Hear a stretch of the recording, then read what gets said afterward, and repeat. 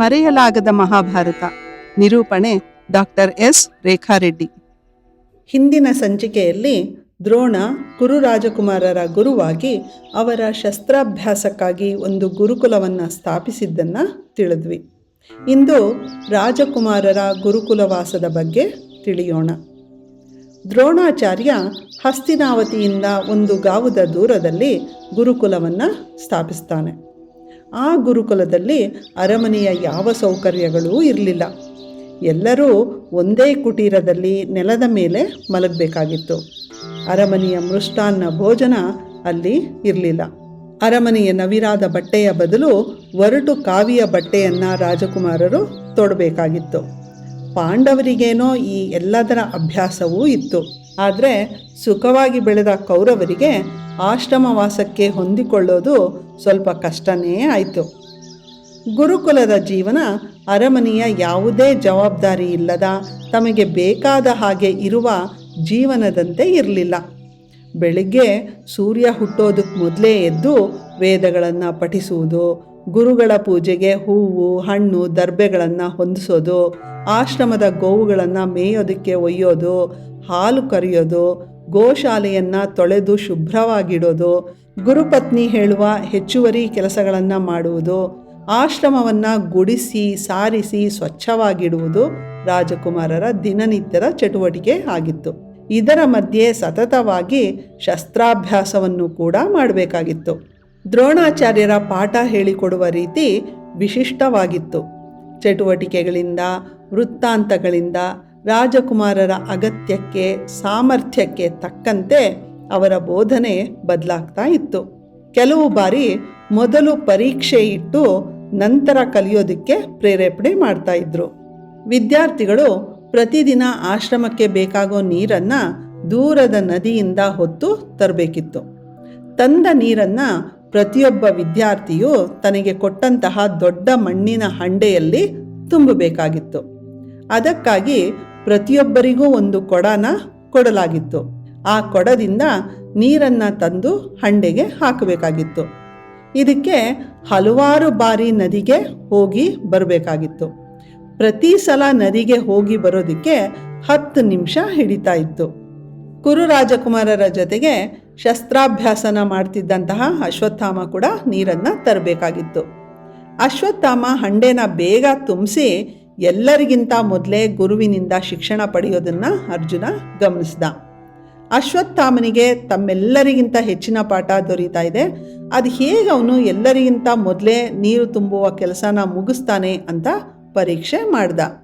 ಅಶ್ವತ್ಥಾಮನ ಕೊಡ ಇತರರ ಕೊಡಗಳಿಗಿಂತ ದೊಡ್ಡದಾಗಿರೋದನ್ನು ಅರ್ಜುನ ಪತ್ತೆ ಹಚ್ಚಿದ. ಆದರೆ ಅದನ್ನು ಗುರುವಿಗೆ ಹೇಳಲಾಗದೆ ಈ ಸಮಸ್ಯೆಯನ್ನು ಪರಿಹರಿಸುವ ಮಾರ್ಗನ ಹುಡುಕದ. ತುಂಬ ಯೋಚನೆ ಮಾಡಿದ ಮೇಲೆ ಅರ್ಜುನನಿಗೆ ಗುರುಗಳು ಹೇಳಿಕೊಟ್ಟಿದ್ದಂತಹ ಮಳೆಯನ್ನು ಬರಿಸುವ ವರುಣಾಸ್ತ್ರವನ್ನು ಉಪಯೋಗಿಸಬಹುದು ಅಂತ ಹೊಳಿತು. ಮಾರನೇ ದಿನ ಅಶ್ವತ್ಥಾಮನಿಗಿಂತ ಮೊದಲು ಅರ್ಜುನ ಬಂದದ್ದನ್ನು ನೋಡಿ ಆಚಾರ್ಯರಿಗೆ ಆಶ್ಚರ್ಯ ಆಯಿತು. ಅದನ್ನೇ ಅವನನ್ನು ಕೇಳಿದ್ರು. ಅರ್ಜುನ, ಗುರುಗಳೇ, ನಾನು ನೀರು ತರಲು ನದಿಗೆ ಹೋಗುವ ಅಗತ್ಯವೇ ಬೀಳಲಿಲ್ಲ. ನೀವು ಹೇಳಿಕೊಟ್ಟಿರುವ ವರುಣಾಸ್ತ್ರದಿಂದ ನನ್ನ ಹಂಡೆ ನೀರಿನಿಂದ ತುಂಬಿತು ಎಂದ.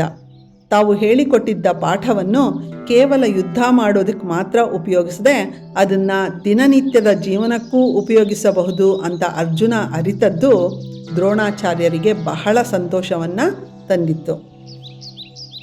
ಮತ್ತೊಂದು ದಿನ ದ್ರೋಣಾಚಾರ್ಯರು ನದಿಯಲ್ಲಿ ಸ್ನಾನ ಮಾಡ್ತಾ ಇದ್ದರು.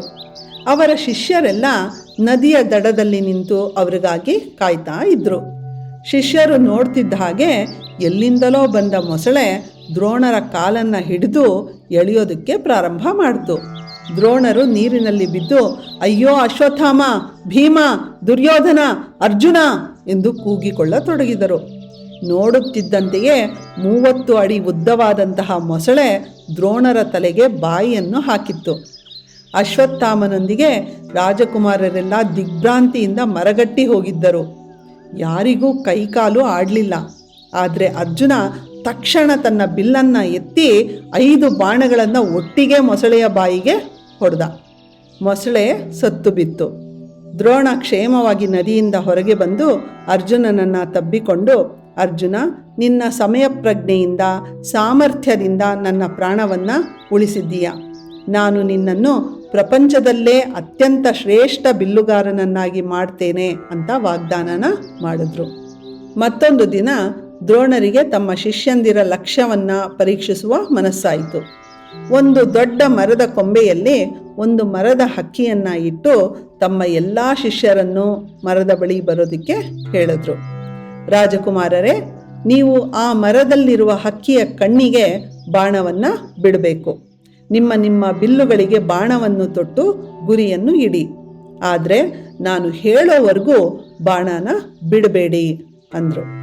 ಎಲ್ಲರೂ ಗುರಿಯಿಟ್ಟು ಸಿದ್ಧರಾಗಿ ನಿಂತರು. ಗುರುಗಳು ಮೊದಲು ಯುಧಿಷ್ಠಿರನನ್ನು ಕುರಿತು, ಯುಧಿಷ್ಠಿರ, ಹಕ್ಕಿಯ ಕಣ್ಣಿಗೆ ಗುರಿ ಇಟ್ಟಿದ್ದೀಯಲ್ಲವೇ, ನಿನಗೆ ಏನು ಕಾಣಿಸುತ್ತಿದೆ ಅಂತ ಕೇಳಿದ್ರು.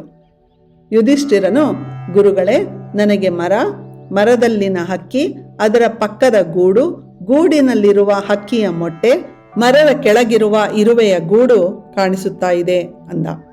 ಗುರುಗಳು, ನೀನು ಆ ಹಕ್ಕಿಯ ಕಣ್ಣನ್ನು ಹೊಡೆಯಲಾರೆ, ಪಕ್ಕಕ್ಕೆ ಸರಿ ಅಂದರು. ಹೀಗೆ ಎಲ್ಲ ರಾಜಕುಮಾರರನ್ನೂ ಕೇಳಿದರು. ಯಾರ ಉತ್ತರವೂ ಅವರಿಗೆ ಸಮಾಧಾನವನ್ನು ಕೊಡಲಿಲ್ಲ. ಕಡೆಗೆ ಅರ್ಜುನನ ಸರದಿ ಬಂತು. ಅರ್ಜುನನನ್ನು ಕೇಳಿದ್ರು. ಅರ್ಜುನ, ಗುರಿ ಇಟ್ಟಿದ್ದೀಯಲ್ಲವೇ, ಈಗ ಹೇಳು, ನಿನಗೆ ಏನು ಕಾಣಿಸುತ್ತಿದೆ? ಅರ್ಜುನ, ನನಗೆ ಆ ಹಕ್ಕಿಯ ಕಣ್ಣು ಮಾತ್ರ ಕಾಣಿಸುತ್ತಿದೆ ಗುರುಗಳೇ ಎಂದ. ದ್ರೋಣರು, ಅರ್ಜುನ, ನಿನಗೆ ಮರ ಕಾಣಿಸುತ್ತಿಲ್ಲವೇ? ಇಲ್ಲ ಗುರುಗಳೇ. ಕೊಂಬೆ ಕಾಣಿಸುತ್ತಿಲ್ಲವೇ? ಇಲ್ಲ ಗುರುಗಳೇ. ಹಕ್ಕಿಯ ಕಣ್ಣನ್ನು ಬಿಟ್ಟು ಬೇರೇನೂ ನನಗೆ ಕಾಣಿಸುತ್ತಿಲ್ಲ ಎಂದ ಅರ್ಜುನ. ದ್ರೋಣರು, ಇನ್ನೇಕೆ ತಡ ಅರ್ಜುನ, ಬಿಡು ಬಾಣವನ್ನು ಎಂದರು. ಅರ್ಜುನ ತನ್ನ ಈ ನಿಖರ ಲಕ್ಷ್ಯದಿಂದ ಹಕ್ಕಿಯ ಕಣ್ಣಿಗೆ ಬಾಣವನ್ನು ಬಿಟ್ಟಿದ್ದ. ಆಶ್ರಮದಲ್ಲಿ ಎಲ್ಲ ರಾಜಕುಮಾರರು ಕತ್ತಿ, ಈಟಿ, ಪರಶು, ಕಠಾರಿ, ಕಬ್ಬಿಣದ ಕೋಲು, ಗುರಾಣಿ, ಗಂಡುಗೊಡ್ಲಿ, ನೇಗಿಲು, ಧನುಸ್ಸು ಮುಂತಾದ ಎಲ್ಲ ಶಸ್ತ್ರಾಸ್ತ್ರಗಳನ್ನು ಉಪಯೋಗಿಸೋದಕ್ಕೆ ಕಲ್ತ್ರೂ ಕೆಲವು ಶಸ್ತ್ರಗಳಲ್ಲಿ ಅತಿ ಹೆಚ್ಚಿನ ನೈಪುಣ್ಯತೆನ ಪಡೆದ್ರು. ಉದಾಹರಣೆಗೆ ಅರ್ಜುನ ಧನುರ್ವಿದ್ಯೆಯಲ್ಲಿ, ದುರ್ಯೋಧನ ಮತ್ತು ಭೀಮ ಗದಾ ಯುದ್ಧದಲ್ಲಿ, ಯುಧಿಷ್ಠಿರ ಬಲ್ಲೆಯ ಕಾಳಗದಲ್ಲಿ, ನಕುಲ ಕತ್ತಿವರಸೆಯಲ್ಲಿ, ಸಹದೇವ ಪರಶುನ ಉಪಯೋಗಿಸೋದ್ರಲ್ಲಿ ಪ್ರಾವೀಣ್ಯತೆನ ಸಾಧಿಸಿದ್ರು. ಮುಂದಿನ ಸಂಚಿಕೆಯಲ್ಲಿ ಏಕಲವ್ಯನ ಗುರುಭಕ್ತಿಯನ್ನು ನೋಡೋಣ.